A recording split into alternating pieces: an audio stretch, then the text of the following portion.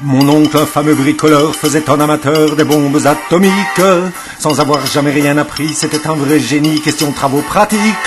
Il s'enfermait toute la journée au fond de son atelier pour faire ses expériences. Et le soir, il rentrait chez nous et nous mettait en transe en nous racontant tout. Pour fabriquer une bombe à mes enfants, croyez-moi, c'est vraiment de la tarte. La question du détonateur se résout en un quart d'heure, c'est de celle qu'on écarte. En ce qui concerne la bombache, c'est pas beaucoup plus vache, mais une chose me tourmente, c'est que celle de ma fabrication n'a un rayon d'action que de 3,50 m. Il y a quelque chose qui cloche là-dedans, j'y retourne immédiatement. Il a bossé pendant des jours, tâchant avec amour d'améliorer le modèle. Quand il déjeunait avec nous, il dévorait d'un coup sa soupe au vermicelle.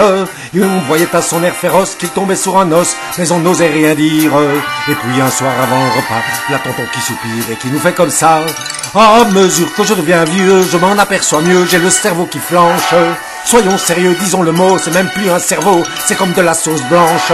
Voilà des mois et des années que j'essaye d'augmenter la portée de ma bombe. Et je ne me suis pas rendu compte que la seule chose qui compte, c'est l'endroit où ce qu'elle tombe. Il y a quelque chose qui cloche là-dedans, j'y retourne immédiatement. Sachant proche le résultat, tous les grands chefs d'État lui ont rendu visite. Il les reçut et s'excusa de ce que sa cagna était aussi petite. Mais sitôt qu'ils sont tous entrés, il les a enfermés en disant « Soyez sages ». Et quand la bombe a explosé de tous ces personnages, il n'en est rien resté. Tonton, devant ce résultat, ne se dégonfla pas et joua les andouilles. Au tribunal, on l'a traîné et devant les jurés, le voilà qui bafouille. Messieurs, c'est un hasard affreux, mais je jure devant Dieu, en mon âme et conscience, en détruisant tout cette tordu, je suis bien convaincu d'avoir servi la France.